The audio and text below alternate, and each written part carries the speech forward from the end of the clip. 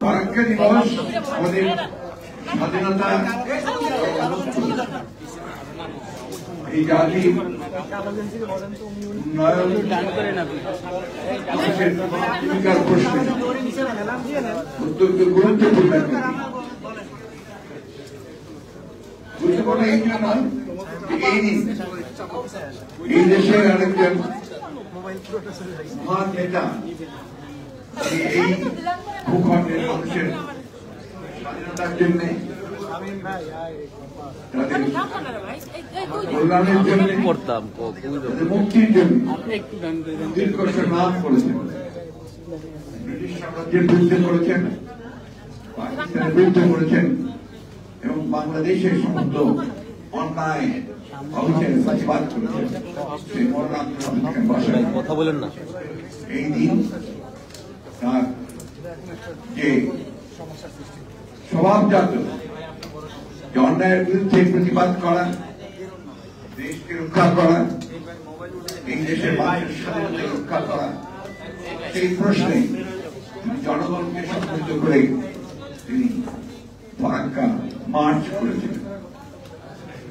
এই মার্চের মূল লক্ষ্য ছিল, তিনি জানতেন এই মার্চ করে ফারাক্কাবাদকে ভেঙে দেওয়া যাবে না, কিন্তু এই মার্চ করে সমগ্র পৃথিবীর দৃষ্টিকে আকর্ষণ করা যাবে এবং সেই দৃষ্টিকে আকর্ষণ করে তখন এটা সত্যিকার অর্থেই আন্তর্জাতিক একটা ইস্যুতে পরিণত হয়েছে। আপনারা বক্তৃতা সবাই পড়েছেন, আপনারা সবাই জানেন যে গঙ্গা বাঁধের উপরে বাঁধ নির্মাণের পরিকল্পনা বহু আগে থেকে শুরু হয়েছে।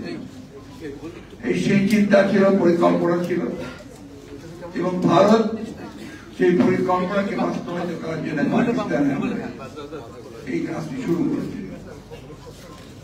তখন পাকিস্তান সরকার বাধা দিয়েছিল এবং তারা প্রতিবাদ করেছিল। পরবর্তীকালে এটা নির্মিত হওয়ার পরে পানি বন্টন নিয়ে যে সমস্যা সৃষ্টি হয়েছে, সেই সমস্যাকে সমাধানের জন্য দুর্ভাগ্যজনকভাবে আগের সরকার তারা সেই উদ্যোগ নিতে পারেন।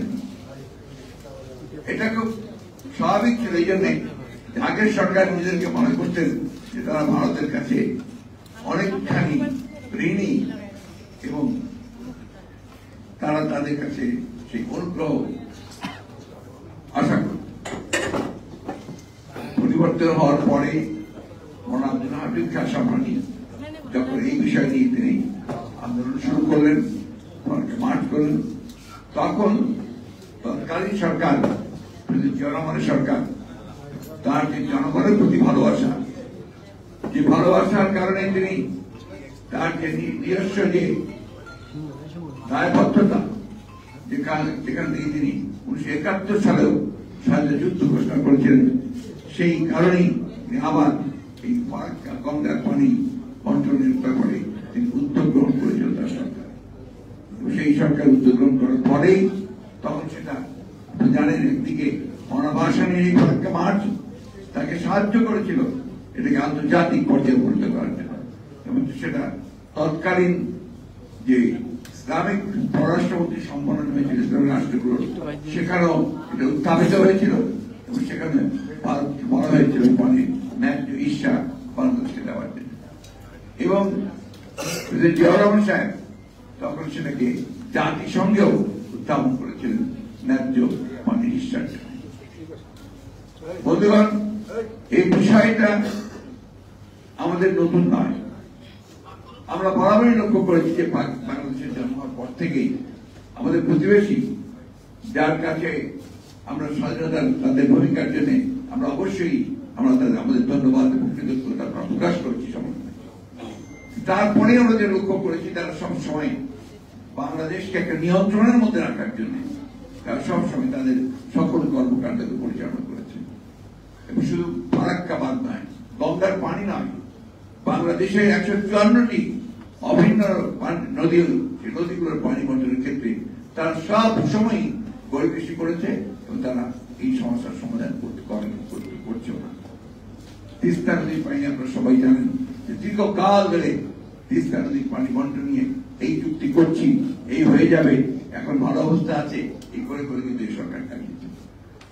এই যে আপনার ব্যর্থতা, এই ব্যর্থতার মূল কারণটি হচ্ছে যে সরকার যারা আসে, সরকার যে সরকার এখন আছে, সেই সরকার পুরোপুরি ভাবে একটা আমার তো জানো তারা কখনোই বাংলাদেশের জনগণের সাথে সেই প্রকৃত স্ট্যান্ড নেওয়া, সেই স্ট্যান্ডটা তারা দিতে ব্যর্থ হচ্ছে। কারণ তাদের কাছে আপনার বিষয়ে আলোচনা করেছেন, আমি সে আলোচনা যেতে চাই না।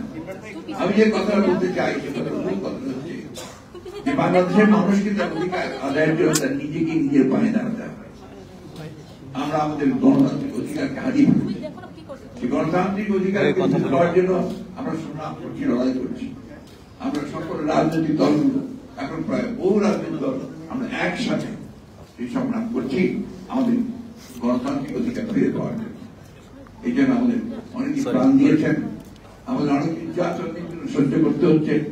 সবচেয়ে বড় বিষয় হচ্ছে এই সরকারের নির্যাতনের কারণে এই দেশের আরেকজন দেশপ্রেমিক নেত্রী দেশের খালেদা জিয়া, তাকে আজকে মিথ্যা মামলায় সাজাই তাকে আটক করে রাখা হয়েছে।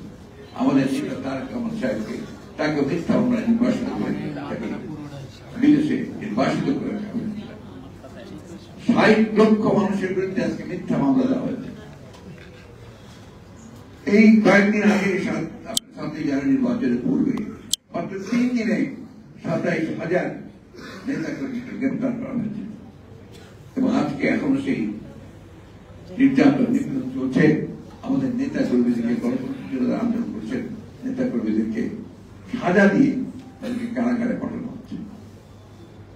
এর মূল কারণটি হচ্ছে যে আজকে এমন একটা সরকার দখলদারিত্ব নিয়ে ক্ষমতায় বসে আছে, যাদের একমাত্র কাজ হচ্ছে যে তারা তাদের স্বার্থ, প্রভুদের স্বার্থকে রক্ষা করার জন্য তারা আজকে জনগণের উপর নির্যাতন নিপীড়ন চালিয়ে যাচ্ছে। আজকে ফারাক্কার সমস্যার সমাধান হবে কি করে, তিস্তার সমস্যার সমাধান হবে কি করে, অন্যান্য অভিন্ন নদীগ্রস্ত সমস্যার সমাধান কি করে হবে? কারণ তারা তো দখলদারিত্ব করছে, তারা তো একটা বিশেষ দায়িত্ব নিয়ে এই সরকার ক্ষমতা দখল করে আছে। আজকে এই সরকার জনগণের সরকার নয়, নির্বাচন তারা করে না। নির্বাচন করে তারা জানে যে তাদের পরাজয় হবে, তারা নিশ্চিন্ন হয়ে যাবে। সেই কারণে বিভিন্ন কৌশলে তারা এখানে নির্বাচন দেখিয়ে তারা ক্ষমতায় টিকে থাকবে। আজকে বাংলাদেশের সকল উন্নয়ন যেটা বলা হচ্ছে এটা সম্পূর্ণভাবে একটা মিথ, এটা কোনো উন্নয়ন নয়। এটা শুধুমাত্র এই সরকারকে টিকিয়ে রাখার জন্য একটা গোষ্ঠী তৈরি করা হচ্ছে, যে গোষ্ঠীগুলো এই তথাকথিত উন্নয়ন থেকে সবচেয়ে বেশি আপনার বেনিফিশিয়ারি হয়েছে। মাফিয়া রাষ্ট্র তৈরি করা হয়েছে।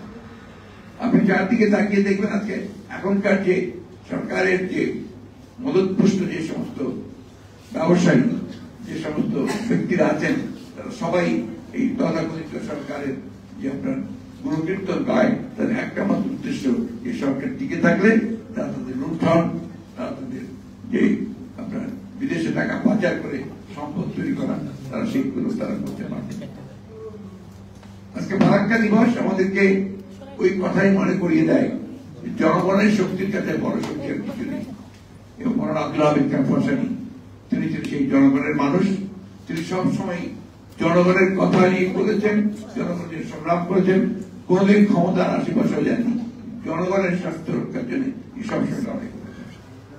আজকে এই ফারাক্কা দিবসের জন্য আমাদের কাছে একটা প্রতীক, আমাদের আন্দোলনের, আমাদের সংগ্রামের একটা প্রতীক। আজকে আমরা সমস্ত বাংলাদেশের মানুষ যদি ঐক্যবদ্ধ হয়ে আমাদের যে লক্ষ্য, বাংলাদেশকে একটা গণতান্ত্রিক রাষ্ট্র নির্মাণ করবার যে লক্ষ্য, সেই লক্ষ্যে যদি আমরা সবাই ঐক্যবদ্ধ হয়ে কাজ করি, তাহলে অবশ্যই আমরা সেখানে জয়লাভ করব।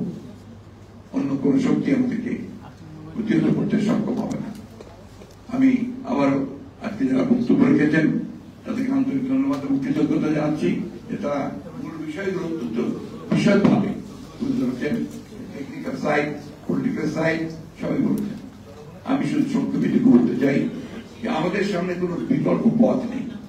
বাংলাদেশকে যদি আমরা রক্ষা করতে চাই, বাংলাদেশ স্বাধীনতা সহমতি যদি আমরা অক্ষুণ্ণ রাখতে চাই, বাংলাদেশের জনগণকে যদি আমরা রক্ষা করতে চাই, তার যে উন্নয়নের আকাঙ্ক্ষা, তার যে একটা গণতান্ত্রিক রাষ্ট্র নির্মাণ করার যে আকাঙ্ক্ষা, তা যদি আমরা পূরণ করতে চাই, তাহলে আজকে সকলের দল মত নির্বিশেষে সমস্ত ভেদাভেদ ভুলে আজকে একত্র হয়ে এই ভয়াবহ দানবীয় যে একটা সরকার, মনস্তাত্ত্বিক একটা গভর্নমেন্ট, যার একমাত্র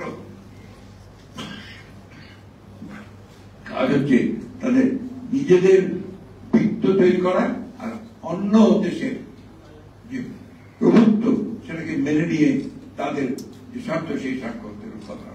আজকে আমাদের স্বার্থে আমাদের ঐক্যবদ্ধ হতে হবে, আমাদেরকে কেউ করে দিয়ে যাবে না, আমাদেরকে নিজেকে সেটা করতে হবে। এই কথা বলে আবার আপনাদেরকে ধন্যবাদ জানিয়ে